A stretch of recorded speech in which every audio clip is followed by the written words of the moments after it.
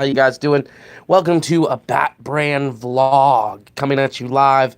I just got up. As you can tell, I'm a little still nasally from all this crap I have sinus-wise. But as you guys can see probably in the thumbnail when you click on this live stream, I wanted to start doing this live every week. Um, of reviewing what happened in the previous week of the NFL, previewing next week, and giving you some fantasy football advice. Uh, if you have questions for your fantasy football lineup, please go ahead and put it in there, and I'll tell you my thoughts on who I think I would start out of those two, especially matchups, whatnot. But I'm going to jump right into the week one review first. We had Jacksonville defeating the Giants. Very good game to watch. If you like defense, Saquon Barkley didn't look so good in the first half, but he really turned it on. My boy, Saquon Barkley from Penn State, he really turned it on in the second half and had that 68-yard run. And he's going to be a force to reckon with, especially next week, which I'll get into later.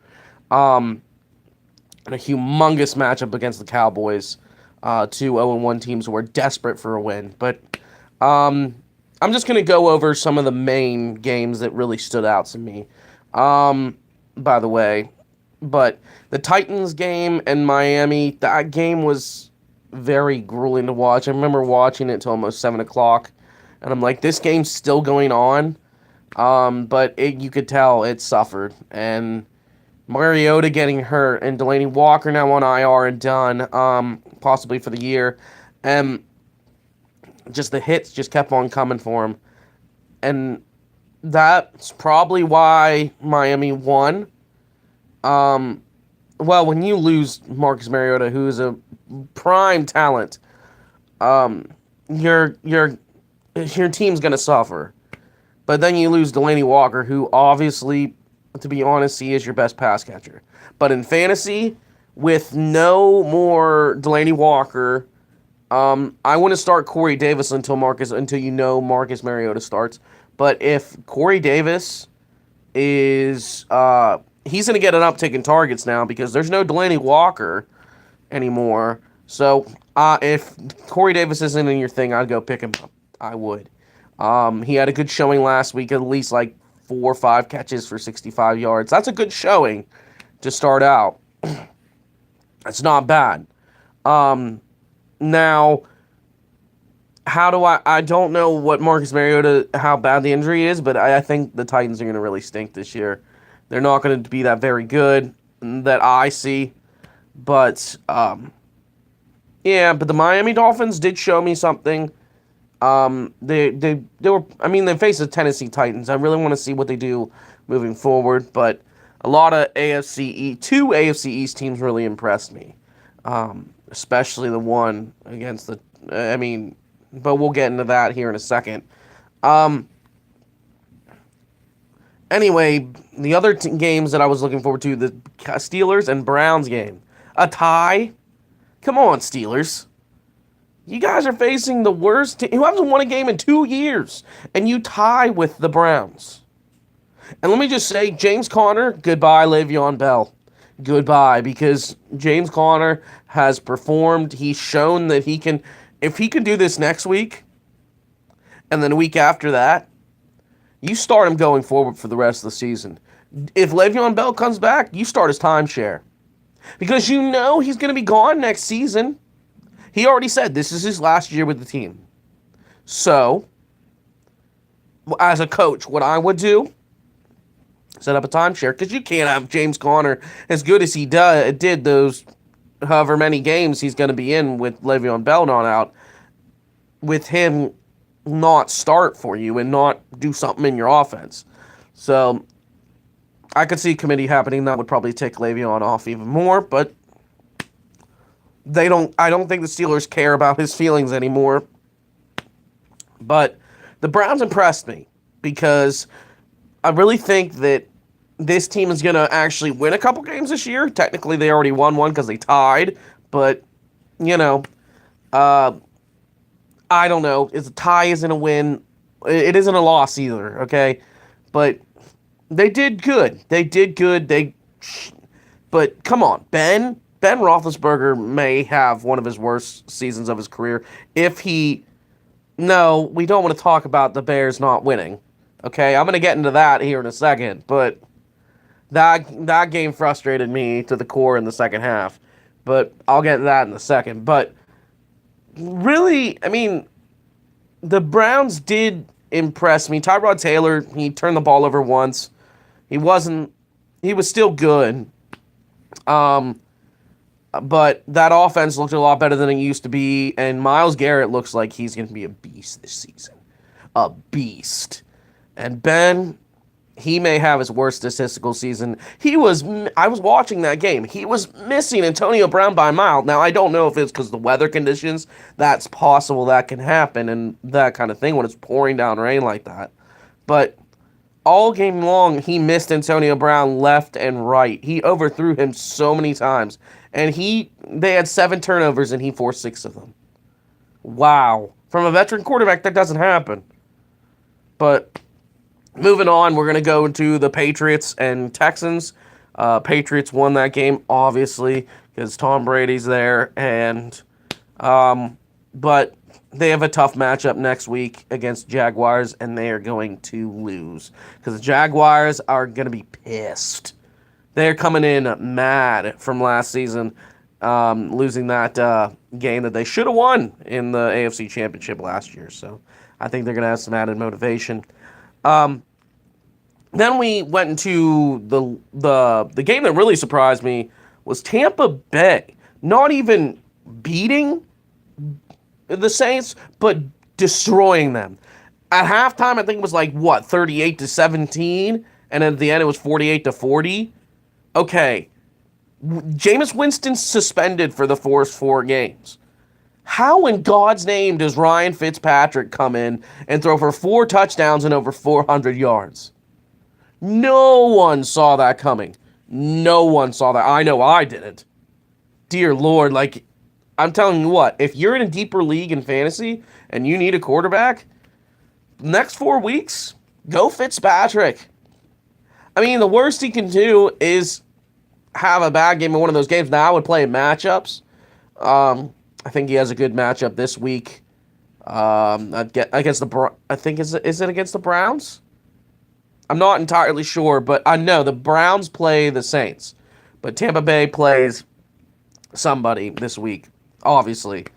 But I would look at him if you're in a deeper league, just because if he puts up the same numbers he does against a bad defense this week, and they face another bad defense this week, I would start him if you don't have a good quarterback.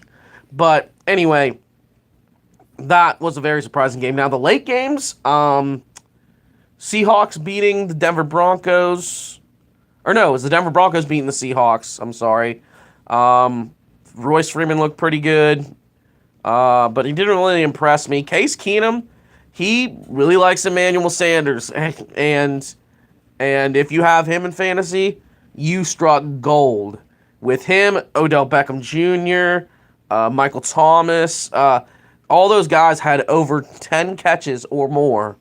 And if that trend keeps continuing, Emmanuel Sanders is in the slot and all that. And I really like the slot receiver, Adam Thielen, in Minnesota. So I think Emmanuel Sanders is going to be a safety blanket this season. I really do see it. So if you're in a deeper league and you don't have a good receiver, start Emmanuel Sanders going forward. That's what I would do. Now, there is one person I was very disappointed in that game. Doug Baldwin. Doug Baldwin was highly rated in fantasies, drafts, was supposed to be a really good receiver, top 15 receiver, and he did absolutely nothing. Now, I wouldn't just go trade him yet, but if he does it again this week against the Chicago Bears, I'm telling you right now, you trade him. You find someone who wants to trade him. You want someone who wants him. You can probably get a talent Lamar Miller, Kenyon Drake, maybe. Maybe even a wide receiver lower down the list. I would go sleeper for maybe even Emmanuel Sanders. Because it's Doug Baldwin, they're going to want, they may get enticed by that and say, ooh, okay, I'll trade you Emmanuel Sanders. If they're not smart. If they are, they may not go for that, and you may have to add another piece. But anyway, that was that game. Now, the late game I really want to focus on is the Cowboys and the Panthers. And Clint, I know you're in that chat, so this is going to sting, buddy. Let me just say, the Panthers scared the crap out of me.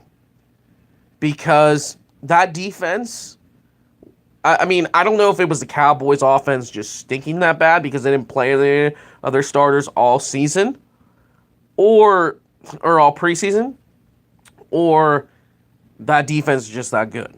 I don't know. But I have a feel we'll find out next week because I think they play the Falcons, and normally a division opponent. They normally struggle against division opponents. Falcons normally pretty good against Panthers, but I don't. The defense, if Luke Kuechly stays healthy and that defense, no one's running on him. Zeke had trouble all day. And Dak couldn't complete a throw to save a life. They're lucky they even got a touchdown on the board. And I don't know who this kicker for them is, but he needs to get cut immediately. Jerry Jones needs to get on the phone and say, Dan Bailey, we need you, man. We need you to come back. We made a big mistake. And you need to get Dez and say, hey, we made a mistake as well. Because, I mean, Colt Beasley had an excellent game. And I think he'll be the target. He'll be a good target for him for the rest of the season if he continues doing that. He'd be a target I would pick up in fantasy. But the rest of the team did absolutely nothing. Dak didn't really turn the ball over a lot, but he couldn't complete a pass really that much. Because Zeke couldn't do anything. But that kicker that they have sucks. I mean, they shouldn't. Why you would get rid of one of the best kicker in the history of football right now, and you go for a rookie. And I think it was like a 40-some yarder, and he missed it by it was close, but he missed it. I'm sorry. He doesn't deserve kickers. That quick, they can lose their job. That quick, they can lose their job. But I think that was all the late games I really wanted to focus on. Then the late, Dez was spotted with Jerry Jones at the Jay-Z concert. Oh, he better not be signing with the Patriots. If he signs with the Patriots, forget it. They're going to another Super Bowl because I had a feeling that was going to happen. I hope to pray to God it doesn't happen. Because the last thing he needs is Dez Bryant. And Tom Brady needs is Dez Bryant. The last thing he needs is Dez Bryant. But enough about that. I'm going to really focus hard on this anger point right here. But before I do that, I did want to focus on the Vikings and Niners. It was a good game. Jimmy Garoppolo really didn't do... I know all you guys were on the hype train saying, oh, Jimmy G's going to go undefeated as a starter. He's going to do all these great things and blah, blah, blah. Guess what? He lost. And he came back down to earth. I think he threw 2 picks. And he still threw 2 touchdowns, but he threw 2 picks. And the rookie Mike Hughes looked really good. And let me just say, Aaron Rodgers, those little happy pills you were on in the second half against the Bears ain't going to help you against the Vikings defense because they looked deadly, okay? One bad hit to that knee, and you're going to need happy pills, twice the amount of happy pills just to get back in the second half, which now segues into what I want to talk about, this Bears game. It's kind of a tale of two halves. The first half, I was so happy. I was laughing. I was having a good time. Khalil Mack, let me just say, he's going to be Defensive Player of the Year this year. If he plays the way he played game one, he had a sack. He had a fumble or a forced fumble. He had a. Oh, they will sit Aaron. I have a feeling they will. I mean, why? They just did it to just troll the Bears because the Bears are their rival. That's the only reason why they did it. But considering it is a rivalry game, I don't think that Aaron Rodgers will sit. Just because Aaron will probably find a way to. But if they're smart, they'll sit him. If they're smart, they'll sit him. Especially because you're going up against a Vikings defense that has pummeled them over the years. And especially the way the Packers' offensive line looked in the first game, they're going to give up a lot of sacks this year. Aaron Rodgers was pressured. He was hurried. He was sacked several times. And that's why he got his knee hurt, because that big old guy just slammed down on his knee and he was out. And the offense looked really good for the Bears too. They came out first drive just slinging it. They no fear. They showed many different packages, and I think that's what we're going to see this year from Matt Nagy.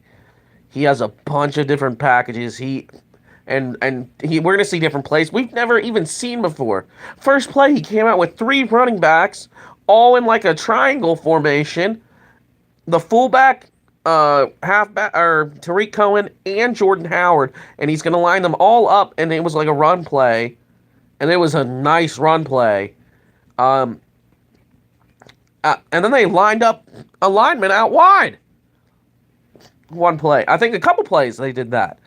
And that's going to be a cool offense to watch, especially if you like creativity in the offense and different plays that you've never seen before and stuff like that.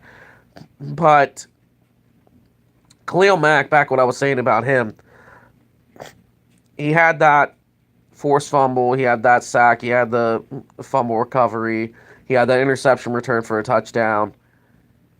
He's out there with something to prove this season. That he deserved all that money. And I think he's going to get it this year. Because that defense in the first half looks scary. Now, I know, second half, they got lazy. They were up 20-0. They thought, oh, Aaron Rodgers isn't coming back. We got this. The moment Aaron Rodgers came back, they should have switched that light on and been like, shit, we better think more because he's coming back in. We better not just sit on our butt thinking, oh, it's Aaron Rodgers, what is he going to do? He's got a bum knee. Well, he went out there and beat you and put up 17 unanswered points, and if we would have just hit that field goal, I think, no, we hit a field goal and set it, we would have had that one last touchdown, game over. Game over, we won a 1. And then the final drive that Aaron Rodgers was driving down the field to potentially win, Kyle Fuller, you had that pick and you dropped it. We gave you all that money in the offseason and you flat out dropped it. Come on, man. That's the come on, man of the week. Come on, man. Because you had it. You had it in your hands. Literally right there. And you drop it. Khalil Mack isn't even a cornerback and he caught that ball in the first half. I mean, come on. And then he had that pass to Randall Cobb and no. And I watched the play over and over. Kyle Fuller got beat in the coverage. Or was it? I think it was Prince Amukamara, actually. Prince Amukamara got beat in the coverage. And they had no safety backup in the back to back it up. And I mean, come on. Randall Cobb is their best receiver in that offense other than Devontae Adams. And you let him go. He's their fastest receiver, and we'll say that. And you let him go. Why? Now, one receiver I am very interested in fantasy, if you're in 12-team leagues and stuff like that, from the Packers, was Geronimo Allison. He caught a touchdown. He got some targets here and there. And and he looked good. That one catch he had over top of the cornerback from the Bears, I think it was Bryce Callahan. That was a heck of a touchdown grab. So, and I think going forward, Aaron Rodgers likes him. He said going forward he does like him. So, and Jimmy Graham didn't get targeted that much either. So, all you folks saying Jimmy Graham's going to have all these red zone targets, I don't think he got targeted in the red zone that much at all. So, I think Aaron's more he didn't really like the tight end going in the past. He never threw it to the tight end a lot in the past, except for that 1 year when he threw it a lot to Richard Rodgers. That was it. He really doesn't throw a lot to the tight end. So I think we're not going to get a good stat line from Jimmy Graham all season. So don't go thinking we're going to get over 1,000 yards from him and all that, and like 10, 15 touchdowns. I don't see that happening. Now, the Monday night games, I'll get into that. And was hilarious watching this Lions-Jets game because my brother has Matthew Stafford in fantasy. And he was saying all this stuff about Matthew Stafford is the best quarterback, and I kept telling him, I don't like Matthew Stafford as a fantasy quarterback because he turns the ball over too much, and that's all he does is throw picks. First game, he throws 5 interceptions. The guy drops him, and picks up another quarterback next week. I'm like, so about Matthew Stafford, I thought he was this great quarterback you were going to go with. Yeah, the Jets and Sam Darnold, I don't know what happened, but he recovered from that pick 6 to open up that game, and they absolutely destroyed the Lions. Now, I don't know if it was because the Lions turned the ball over so much, but the Jets looked amazing. Sam Darnold threw that ball majestically, was really good, and I'm curious what this offense is going to look like going forward. If Sam Darnold can lead them against, say, the Patriots or the Steelers or a more higher quality team. We'll say that. And Jets won 48-17. It was a blowout. Yeah. And now look at him. He's selling jeans on TV. So I guess Sam Darnold's going to be the next guy for Levi's. If he's the guy, if Brett Favre's the guy for Wrangler. And then the last game of the season, or not the season, of the week, was the Rams and the Raiders. We knew going in the Rams were going to pummel the Raiders, but the Raiders didn't just sit down, though. Marshawn Lynch had to play of the week. He carried the whole defense for the Rams almost into the end zone. The guy still got it. He may not be as fast as he used to be, but he still got it. And he still got that beast mode. You know what I'm saying? But yeah, that was hands down. You already knew what the Rams were going to do. The Rams are going to be a playoff team. The Rams are a Super Bowl favorite.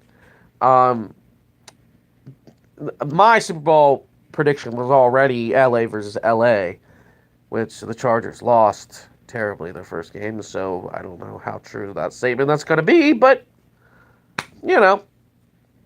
Which, also, Patrick Mahomes looked really good, too.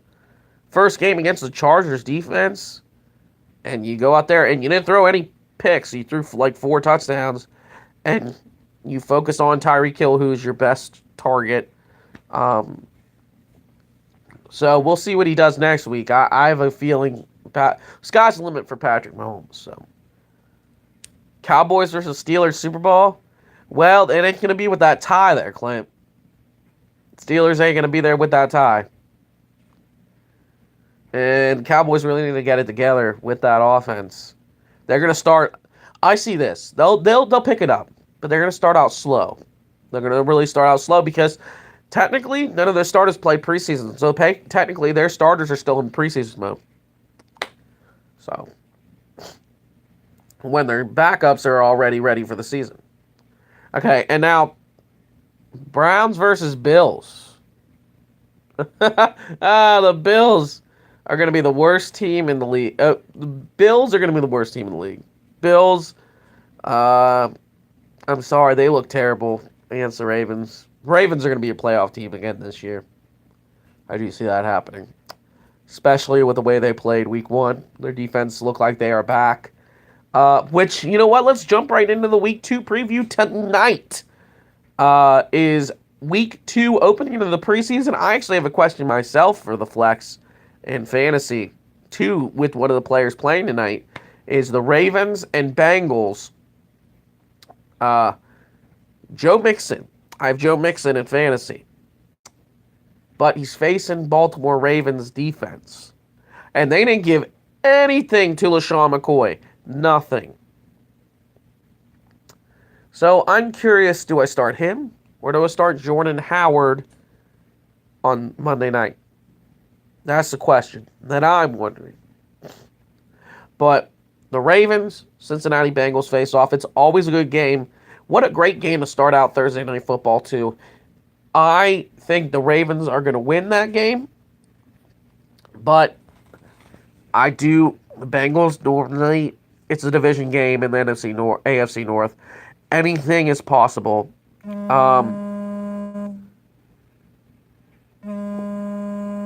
One second. Sorry about that. I had a phone call from somebody and I did not want to answer that. But anyway, I think the Ravens are going to win that one. It's going to be a close one, but it's not going to be a high-scoring game, I don't think. Joe Mixon's going to do good, I think. Hopefully, just out of volume alone, and they keep him up in the passing game.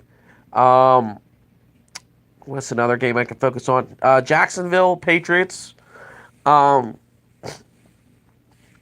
Jacksonville's going to get their revenge on the Patriots, and the Patriots will fall because I see it this way. Chris Hogan is your best receiver. Philip Dorsett had a breakout game last week. Those two mediocre receivers are not going to do anything against A.J. Bouye and Jalen Ramsey.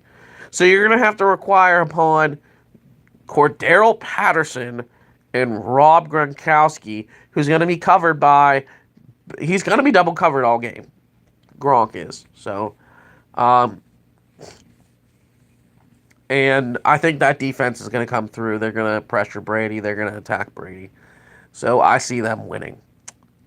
Unless Leonard Fournette doesn't play, because supposedly he's questionable. He may not play with the hamstring.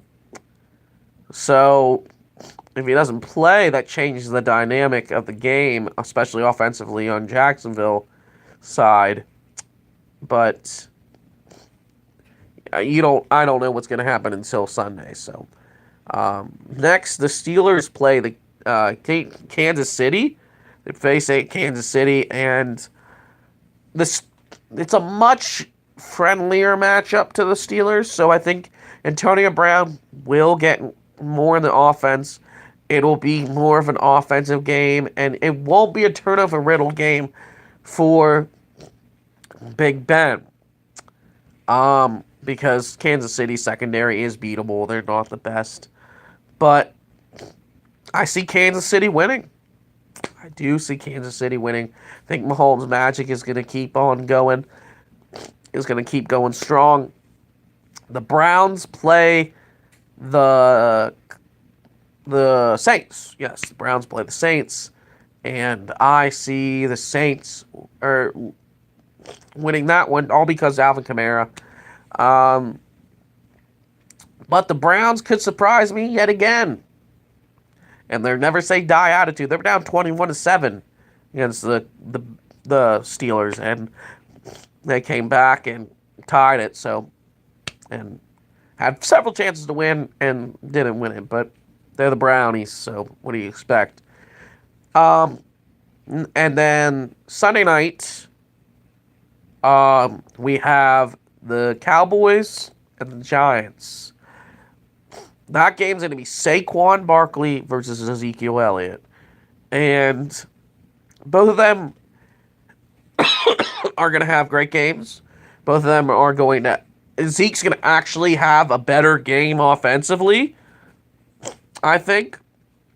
And he's actually going to be able to move. And it's going to come down to the last minute like it always does against Giants and Cowboys. I see the Cowboys eking it out against the Giants, just barely. But it could go either way, especially in that rivalry, in that matchup. So, I don't... Unless the Cowboys play the way they did against the Panthers, then I have to go Giants. If ODB has the game he had last week against the Giants, the Cowboys are going to lose. And then Monday night, we have my Chicago Bears against the Seattle Seahawks. And the way the offense, it's going to be a good game. Seahawks will give them a game. But the way the Bears look defensively and the way they played offensively against the Green Bay Packers in Lambeau, we should win. We should rebound. Shouldn't be a problem. We should have a good rebound win. So, I think, though, we'll see about that. We'll see about that. Russell Wilson looked terrible week 1. Offensively, they didn't look good. It took a good second half for them to get back in the game. I think Denver was up 17-0 until they came back. But still, I think it's going to be a good game. I think the Bears will have to... It'll be the same thing as the Packers game. They'll have to fight to but I think that some of those guys are going to be ticked from the game before, and that'll give them some motivation to say, "Hey, we're going to play a whole 4 quarters, not just 2, and we're going to actually play a whole 4-quarter game." So, I think that's all I wanted to really cover. So, I'm going to end this live stream here. I want to thank you guys so much for watching. Thank you, Clint, for coming out. Thank you for everyone else who watches this video after I post it live on YouTube. And stay tuned because I'm going to be putting some YouTube vids on later. I'm probably going to go live here later with Spider-Man, part 4 of my live stream Let's Play. And I just want to say also, if you can't see part 1 of it, I'm sorry. I got a thing, and I don't know how true this is from YouTube, saying that part 1 of my live thing got copyrighted because some music that was in it. I'm like, what the heck, YouTube? Screw you, YouTube. Really? Really? You're going to copyright my video because of... I think it was the menu music. I think that's what it was. It was this opening menu music that was playing, and they copyrighted it because of it. That is stupid. That is absolutely stupid. And I'll just note it from now on, and I'll just not open my videos in the start menu. So, I will make sure I don't do that anymore. So, but thank you guys so much for watching. Clint, I'll see you later tonight for Thursday Night Football. And hope you guys have a great day. And as always, stay awesome, my Dark Knights.